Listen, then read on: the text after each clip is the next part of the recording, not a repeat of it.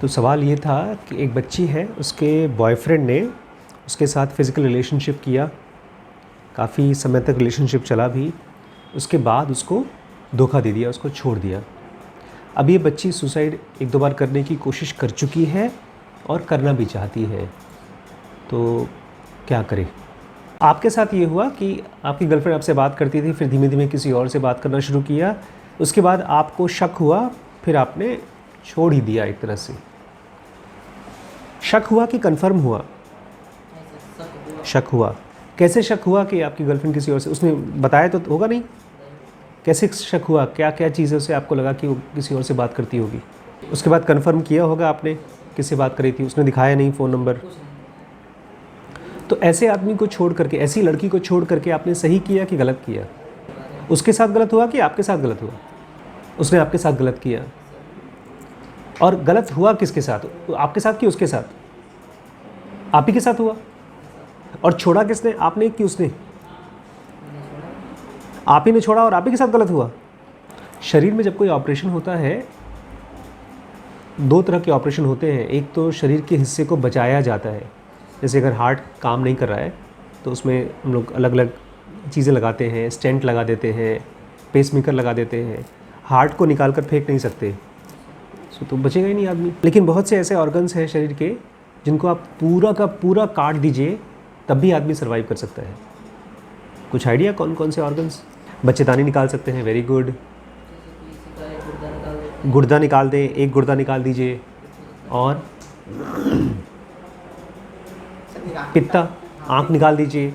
हाथ ही काट दीजिए, एक हाथ लोगों का एम्पुटेशन हो जाता है, पैर कट जाता है।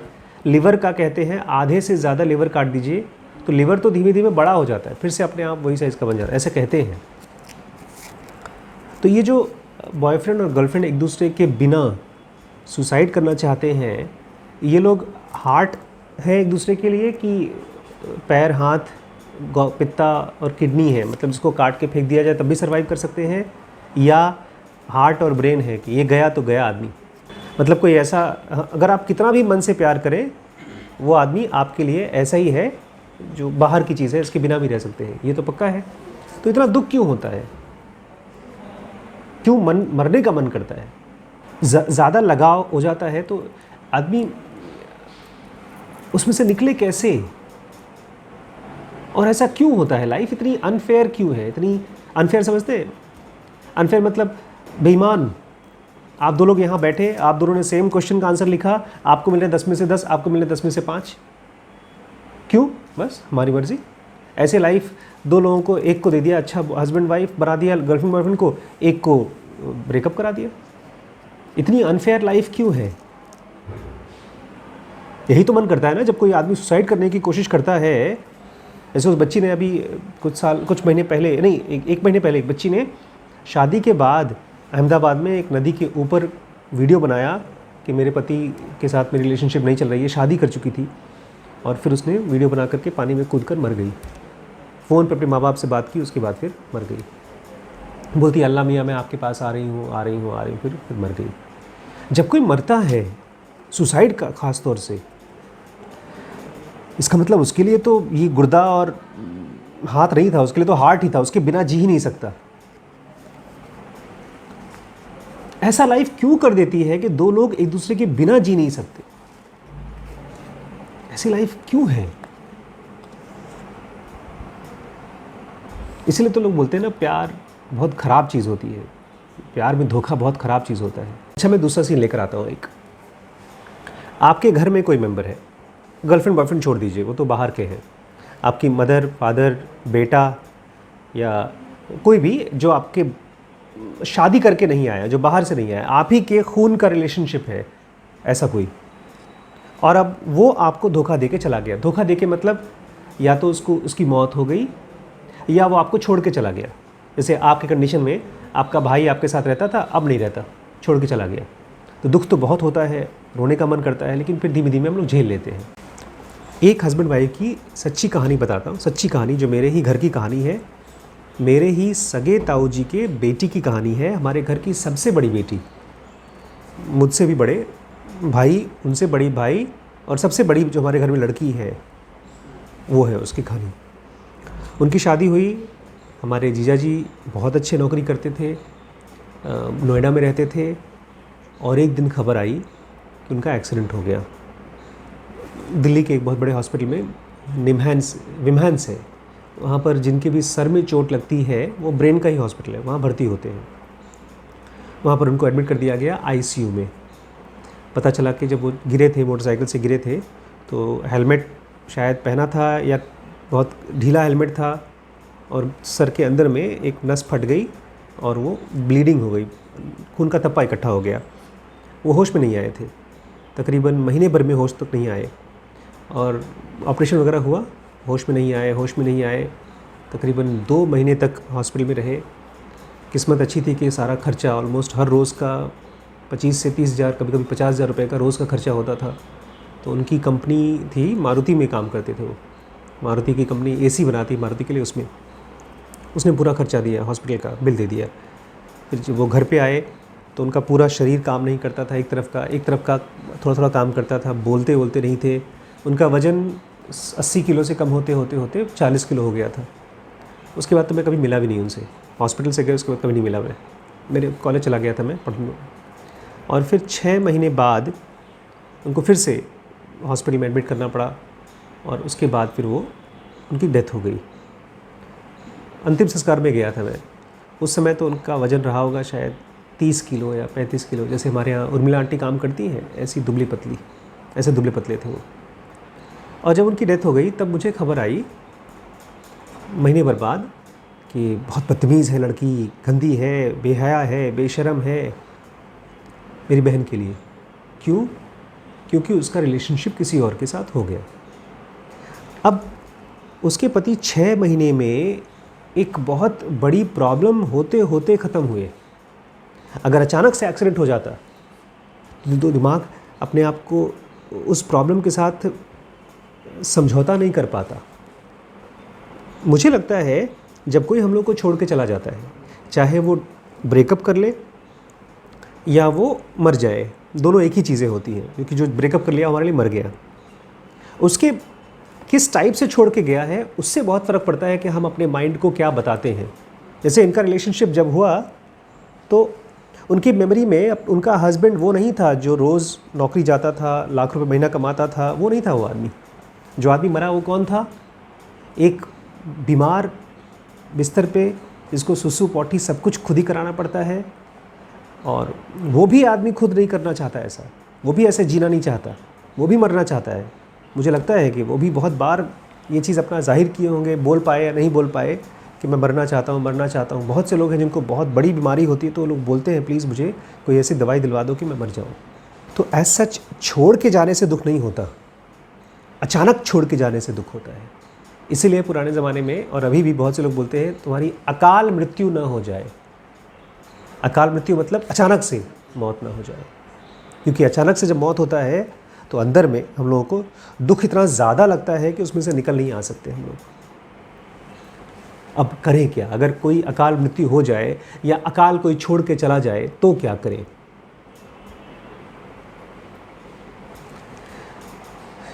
अगर जुनूगा नहीं आई होती तो मैं आप लोगों को इसका आंसर नहीं बता सकता था, क्योंकि मैं भी ऐसे ही किसी रिलेशनशिप में फंसा था और मैं उसमें से निकल नहीं पा रहा था, मेंटली नहीं निकल पा रहा था।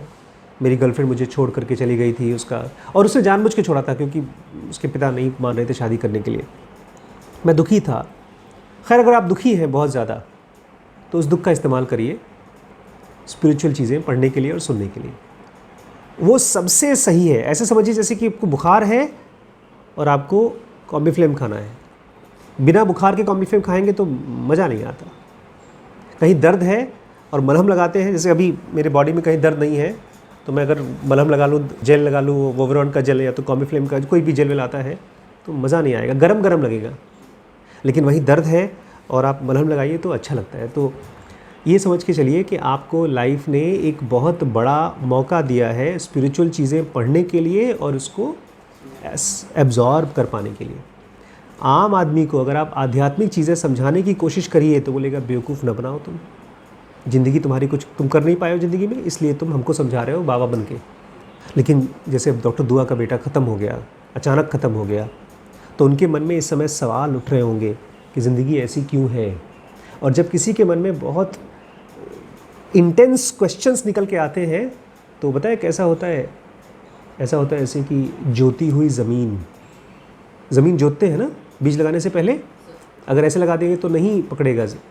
ऐसे ही दुख, बहुत बड़ा दुख, मतलब चाहे किसी भी तरह का दुख हो, जोती हुई ज़मीन, नेचर ने या भगवान ने आपके ब्रेन को खुदाई कर करके जोत दिया है, उसमें आपको बीज लगाना होगा।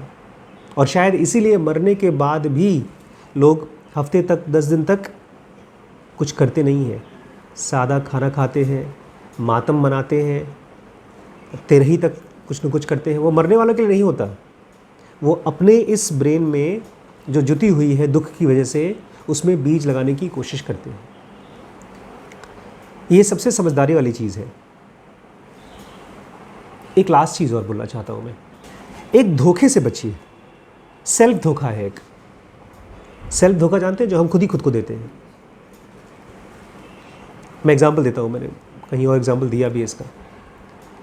आप दोनों जन जा रहे हैं विदेश, आप लोगों की लॉटरी लग गई है, बहुत पैसे आ गए हैं, और अब आप जा रहे हैं अमेरिका घूमने के लिए, और आप जा रहे हैं दुबई, ठीक। और दोनों की हवाई जहाज़ लखनऊ एयरपोर्ट से निकलेगी, और दोनों की हवाई जहाज़ सुबह 6 बजे निकलेगी, ठीक। दोनों ने एक ही टैक्सी पकड़ा और लेट हो गया, 6 की जगह 6:30 बजे पहुँचे, तो हवाई जहाज़ तो निकल गई। लेकिन अमेरिका वाली हवाई जहाज़ निकली है 6 बजे अपने टाइम से, लेकिन दुबई वाली जो हवाई जहाज़ है वो निकली है 6:25 पर, वो लेट हो गई थी। आपकी हवाई जहाज़ गई 6:25 पे, आपकी हवाई जहाज़ गई 6 बजे। तो आप दोनों एक बराबर फ्रस्ट्रेटेड होंगे, या कोई ज़्यादा होगा कोई कम होगा? आप ज़्यादा होंगे या आप ज़्यादा होंगे? दुबई वाला क्यों ज़्यादा होगा? उसकी फ़्लाइट लेट हुई तो फ्रस्ट्रेटेड क्यों हुआ? आपकी फ़्लाइट छूटी, आपकी भी छूट गई, आपकी भी छूट गई, कौन ज़्यादा फ्रस्ट्रेटेड होगा? हाँ, जिसकी 5 मिनट पहले छूटी है वो आदमी ज़्यादा फ्रस्ट्रेटेड होगा। फ्रस्ट्रेशन क्या होता है? पछतावा दिमाग में कैसा एक्सपीरियंस होता है? जैसे अभी तो आप पछता नहीं रहे, कभी पछताए होंगे। जिस समय आप पछताते हैं उस समय दिमाग में कैसा महसूस होता है? टेंशन होती है। टेंशन के समय कैसे थॉट्स चलते हैं दिमाग में? जैसे जो आदमी 6:25 वाली हवाई जहाज़ जिसकी छूटी है, उसके दिमाग में क्या चल रहा होगा? टैक्सी पहले मिल जाती, नाश्ता पहले कर लेते, और उस गली से निकल के आते। तो फ्रस्ट्रेशन मतलब पास्ट को ठीक करने का दिमाग का झूठा कोशिश। ऐसे इस बच्चा जो मरा है, उसके घर में हम लोग गए थे, तो उसकी माँ बता रही थी कि वो होली खेलने जाना नहीं चाहता था। हमने धक्का मार के उसको भेजा था। हमने कहा था जाओ, बाकी दोस्त खेल रहे हैं, तुम भी चले जाओ। वहाँ गया, वहाँ पर बाकी सब लोग खेल के आ गए, वापस आ रहे थे तो ये लड़का बोलता है यार एक सेल्फ़ी तो बनती है। तो वहाँ खड़े होकर सेल्फ़ी ले रहा था और अचानक से डिसबैलेंस हो गया और गिर गया। अब इसमें 2-3 तरीके से बचा सकते थे। अगर माँ ने नहीं भेजा होता तो, या वहाँ वो सेल्फ़ी नहीं लेता तो, बहुत से वजह हैं, लेकिन ये सारे के सारे झूठ हैं, ऐसा हो नहीं सकता।